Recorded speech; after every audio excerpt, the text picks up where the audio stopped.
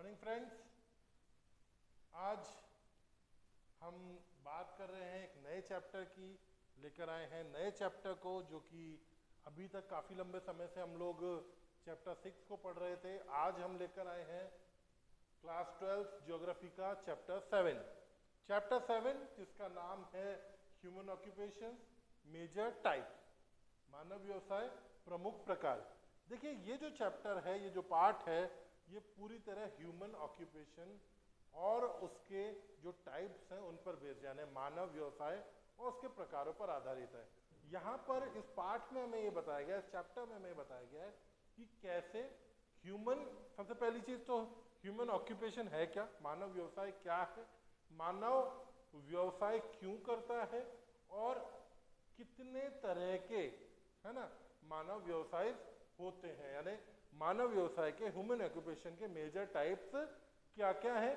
और फिर हम उसके साथ ही ये भी देखेंगे कि वो जो मेजर टाइप्स हैं वो मेजर टाइप्स कैसे डेवलप हुए हैं, क्योंकि ये बहुत इंपॉर्टेंट है कि कैसे ह्यूमन ऑक्यूपेशन का डेवलपमेंट हुआ। जनरली ह्यूमन ऑक्यूपेशन या मानव व्यवसाय के विकास को हम मानव विकास भी कह सकते हैं, ह्यूमन डेवलपमेंट भी कह सकते हैं, बिकॉज जैसे जैसे जैसे ह्यूमन ऑक्यूपेशंस डेवलप होते गए, जैसे जैसे type of human occupation generate होते गए, डेवलप होते गए, वैसे वैसे वैसे ह्यूमन का डेवलपमेंट भी होता गया। यानी जैसे जैसे जो मानव व्यवसाय है उसके प्रकार जो थे वो विकसित होते चले गए, वैसे वैसे ही मानव का विकास भी कहीं ना कहीं होता चला गया। मानव जो है वो अपने एंशंटर से लेके आज का डेवलप्ड मैन के रूप में डेवलप हो गया, हम कह सकते हैं। यानी मानव जो है वो आदिम अवस्था से लेके आज के समय का जो विकसित मानव है उसके रूप में निर्मित हो गया, उसके रूप में बन गया। ये जो पूरा का पूरा इतिहास है, इसको हम जो है कहीं ना कहीं मानव व्यवसाय के प्रमुख प्रकारों में देख पाएंगे, समझ पाएंगे, और ये भी देखेंगे कि किस तरह से आज के समय में जो मानव व्यवसाय के प्रकार देखते हैं, जो भी इस चैप्टर में हम आगे देख रहे हैं, उनका विकास कैसे हुआ। तो शुरू करते हैं हम लोग ये चैप्टर, ये पार्ट शुरू करते हैं और देखते हैं। सबसे पहला जो हमारा टॉपिक है वो आता है आर्थिक क्रियाएं, इकोनॉमिक एक्टिविटीज। देखिए, हम एक बात बहुत अच्छे से जानते हैं कि मानव जो है वो क्या है, एक क्रियाशील प्राणी है ना, एक एक्टिव पर्सन है। वो एक जगह पे स्टेबल नहीं रह सकता। वो स्थायी स्टेबल रहने का मतलब है कि वो कोई ना कोई एक्टिविटी जरूर करेगा, कोई ना कोई क्रिया जरूर करेगा, ठीक है। और क्रियाशील होने के कारण, एक्टिव होने के कारण वो कोई ना कोई वर्क परफॉर्म करता रहता है, कोई ना कोई कार्य करता रहता है। ये बात हम लोग बहुत अच्छे से जानते हैं। तो इस क्रियाशील होने की अवधि में, या हम कहें कि मानव अपने निवास की अवधि में, या हम कहें कि मानव अपने जीवन यापन की अवधि में बहुत सारे कार्य करता है, बहुत सारी, क्योंकि वो क्रियाशील है तो क्रियाशील होने के कारण, एक्टिव होने के कारण जो है वो बहुत सारे वर्क्स को जो है परफॉर्म करता है। वो अपनी नीड्स को फुलफिल करने के लिए, अपनी आवश्यकताओं की पूर्ति करने के लिए जो है बहुत सारे कार्य करता है। क्योंकि मैंने कहा कि मानव एक क्रियाशील प्राणी है, एक्टिव पर्सन है, एक एक्टिव पर्सनैलिटी है। अब एक्टिव है तो कोई भी वर्क करने के पीछे, मैंने एक्टिव है तो कोई भी वर्क करने के पीछे कोई ना कोई मोटिव होना जरूरी है। तो मानव के उस एक्टिव होने के लिए और वर्क को परफॉर्म करने के लिए जो मोटिव होता है वो यही होता है कि मानव की बहुत सारी नीड्स होती हैं, ह्यूमन की बहुत सारी नीड्स होती है, मानव की बहुत सारी आवश्यकता होती हैं, और उन आवश्यकताओं की पूर्ति के लिए, उन नीड्स को फुलफिल करने के लिए ह्यूमन क्या है, बहुत सारे एक्ट्स परफॉर्म करता है, बहुत सारे कार्य निष्पादित करता है। और उन्हीं निष्पादित कार्यों में से जो कार्य मनुष्य की आर्थिक वृद्धि करने वाले होते हैं, या हम ये कहें कि मनुष्य की जिन क्रियाओं से आर्थिक वृद्धि होती है, वो क्रियाएं या वो कार्य क्या कहलाते हैं, आर्थिक क्रियाएं कहलाते हैं। यानी कि those activities which the man performs for his economic gain, है ना, वह क्रियाएं जो क्या करता है, मैन परफॉर्म करता है अपनी इकोनॉमिक गेन के लिए, अपनी आर्थिक वृद्धि के लिए, उनको हम क्या कहते हैं, इकोनॉमिक एक्टिविटीज का नाम देते हैं। क्योंकि ह्यूमन, तो मैंने कहा कि अपनी ह्यूमन की बहुत सारी नीड्स होती हैं, सोशल नीड्स भी होती है ना, ह्यूमन की फिजिकल नीड्स भी होती है, ह्यूमन की जो है इकोनॉमिक नीड्स भी होती है ना। तो वो जिन वर्क्स के थ्रू वो अपनी इकोनॉमिक नीड्स को फुलफिल करता है, इकोनॉमिक गेन करता है, यानी अपनी आर्थिक आवश्यकताओं की पूर्ति करता है या अपनी आर्थिक वृद्धि करता है, वह जो क्रियाएं हैं वह आर्थिक क्रियाएं या इकोनॉमिक एक्टिविटीज कहलाती हैं। अब एक चीज हमको यहाँ पर ध्यान रखना पड़ेगा कि जब हम आर्थिक क्रियाओं की बात कर रहे हैं, जब हम इकोनॉमिक एक्टिविटीज की बात कर रहे हैं, तो उन इकोनॉमिक एक्टिविटीज पर या आर्थिक क्रियाओं पर भौतिक, ठीक है, यहां पर हमें ये चीज ध्यान रखनी पड़ेगी कि इन आर्थिक क्रियाओं पर जो है भौतिक व सांस्कृतिक, है ना, यानी कि हम कह सकते हैं फिजिकल एंड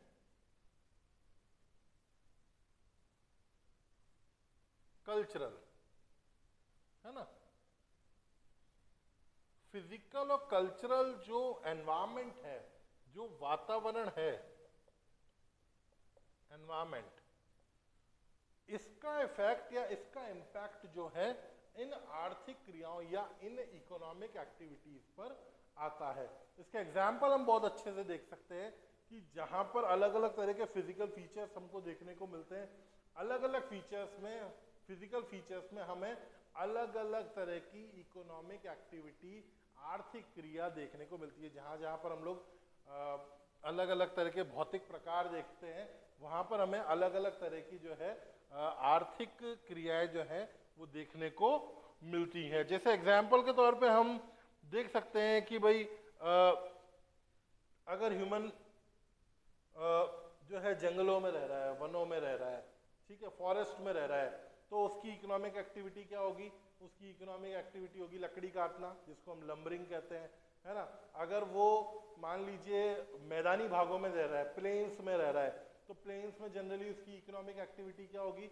उसकी इकोनॉमिक एक्टिविटी होगी एग्रीकल्चर, कृषि करना, ठीक है। अगर ह्यूमन जो है वो किसी समुद्र के किनारे पर रह रहा है ना, जो है, तो वहां पर उसकी इकोनॉमिक एक्टिविटी क्या होगी? वहां पर उसकी इकोनॉमिक एक्टिविटी हो जाएगी मछली पकड़ना। तो इस तरह से जहां जहां पर वो फिजिकल, जो वहां का फिजिकल एनवायरनमेंट है, जो वहां का भौतिक वातावरण है, उसका प्रभाव जो है मनुष्य पर पड़ता है और काफी ज्यादा पड़ता है उसके कार्य पर, ठीक है ना।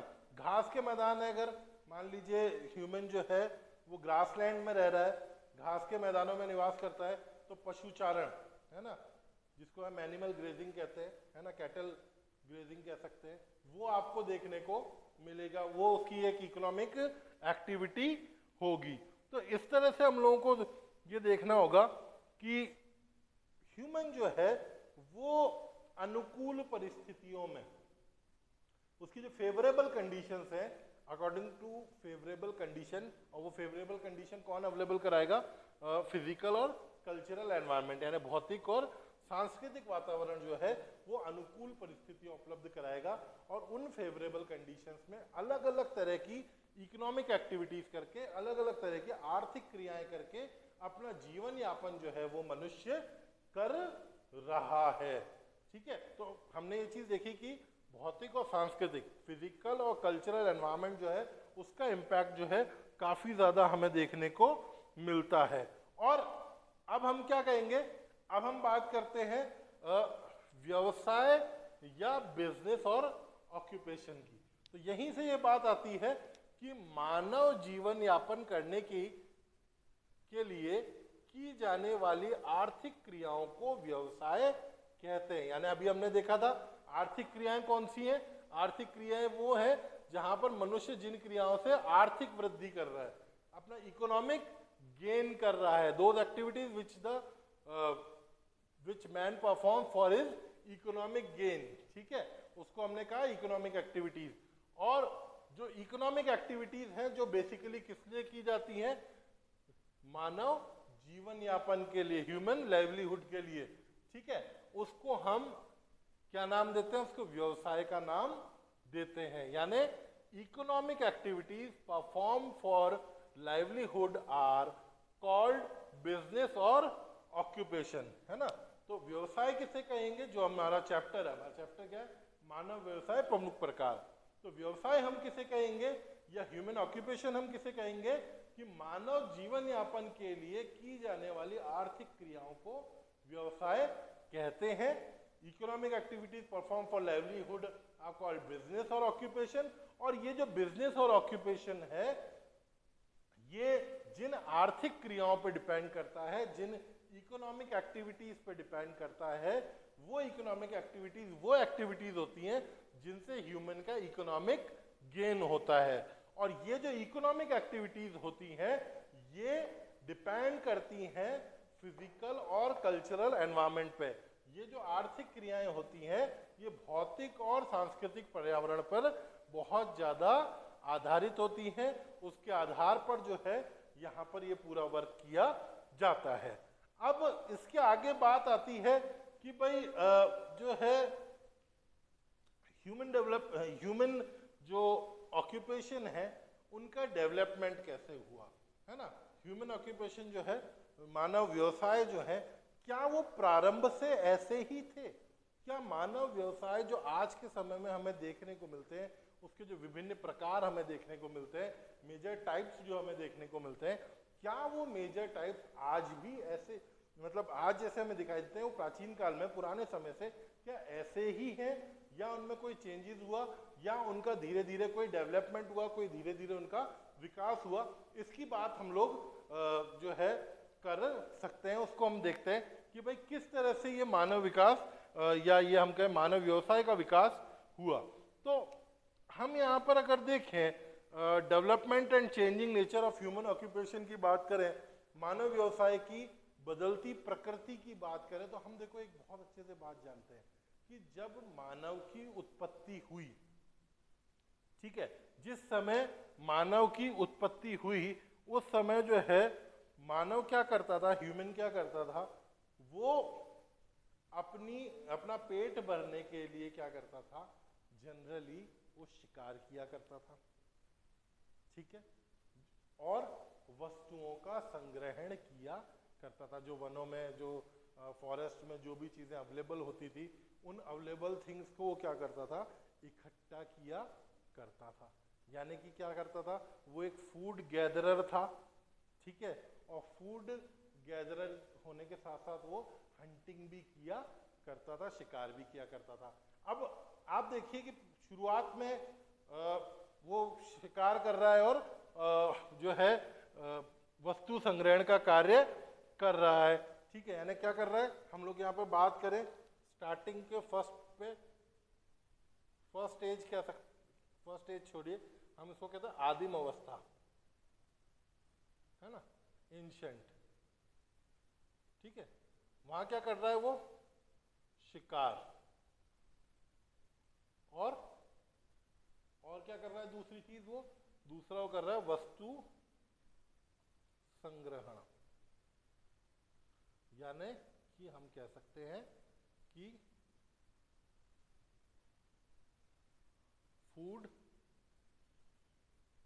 गैदरिंग और हंटिंग,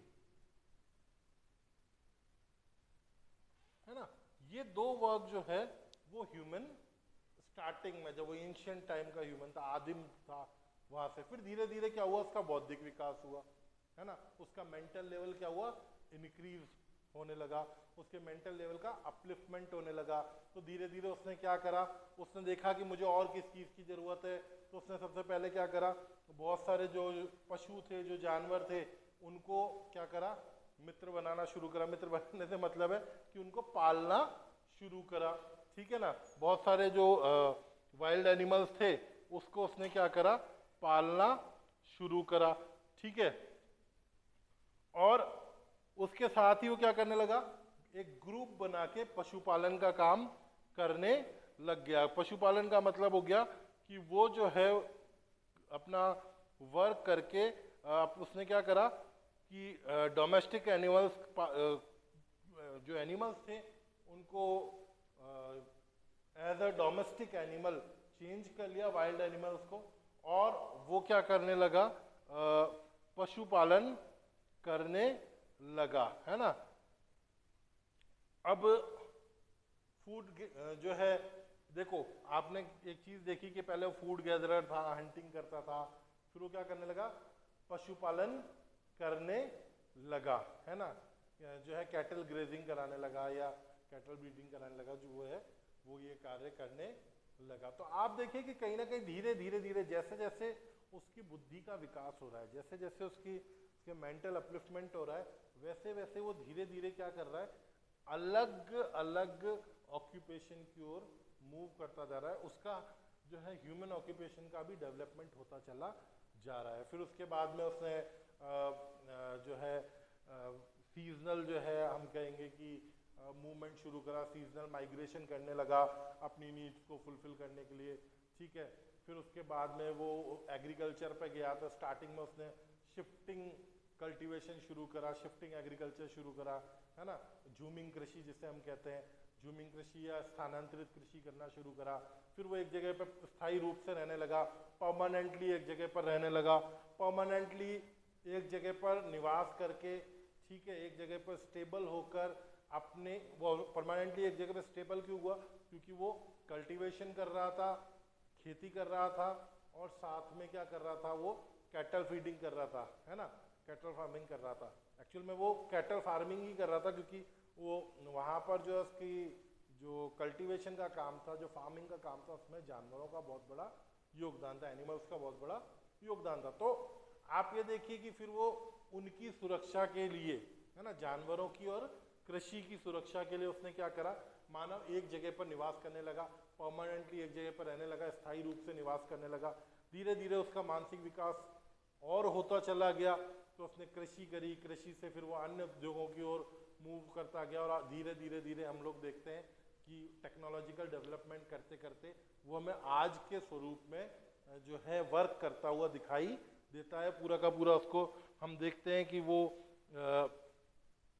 वर्क करता हुआ हमें दिखता है। कृषि के बाद में जो है, जब वो एग्रीकल्चर करने लगा, कृषि करने लगा, है ना, तो उसके बाद में स्थायी रूप से रहने लगा, स्थायी रूप से रहने लगा, तो बहुत सारी जो एंशंट, जो पुरानी सभ्यताएं जिन्हें हम सिंधु नदी घाटी सभ्यता के नाम से, मिस्र की सभ्यता के नाम से, है ना, जानते हैं, ऐसी जो एंशंट सिविलाइजेशंस हैं, वो ऐसी एंशंट सिविलाइजेशंस डेवलप हुई, और वो जो है धीरे धीरे उन सिविलाइजेशंस में रहकर, उन सभ्यताओं में रहकर मानव ने जो है, ह्यूमन ने और ज़्यादा डेवलपमेंट करने लगा। फिर उसके बाद में हम जानते हैं 19th सेंचुरी एक बहुत बड़ा जो है 18 to 19th सेंचुरी के बीच में जो है बहुत बड़ा चेंज आया ह्यूमन ऑक्यूपेशन में या मानव की कार्यविधि में, बिकॉज औद्योगिक क्रांति हुई, ठीक है। औद्योगिक क्रांति होने के बाद जो है एकदम से जो है नई टेक्नोलॉजी डेवलप होने लग गई या डेवलप हो गई। जो काम सारा ह्यूमन हाथ से करता था वो मशीनों के थ्रू हो गया, प्रोडक्शन इंक्रीज हो गए, तो एक तरह से एक जो है पूरा का पूरा जो नया वो था चेंज वो होने लगा, ठीक है।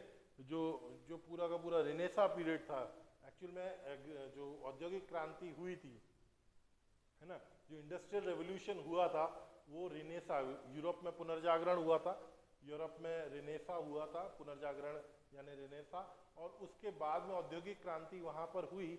उसके बाद में वहाँ पर जो है इंडस्ट्रियल रेवोल्यूशन हुआ, और उसके बाद पूरी चीज़ें चेंज हो गई। जहाँ पर पहले ये कह सकते हैं कि सारे वर्क मानव जो है खुद अपने हाथों से करता था, अब जो है बहुत सारी चीज़ें मशीन्स के थ्रू होने लग गई, और धीरे धीरे धीरे आज के समय तक आते आते हम देखते हैं कि कंप्लीट जो है टेक्नोलॉजी का डेवलपमेंट हो चुका है, इतना औद्योगिक विकास हो चुका है, इतना टेक्निकल डेवलपमेंट हो चुका है, तकनीकी विकास हो चुका है कि सभी कार्य आज कहीं ना कहीं टेक्नोलॉजी बेस्ड ही हो गए हैं। तो ये जो चीज़ें हैं पूरी की पूरी, ये पूरा का पूरा जो मानव व्यवसाय का विकास जो है, ये जो हमें पूरा का पूरा ह्यूमन ये कह सकते हैं ऑक्यूपेशन का जो डेवलपमेंट हुआ है ना, या ह्यूमन ऑक्यूपेशन का जो पूरा डेवलपमेंट था, ये किस तरह से हुआ, ठीक है, वो अब हम देखते हैं कि कैसे मानव ने जो है विकास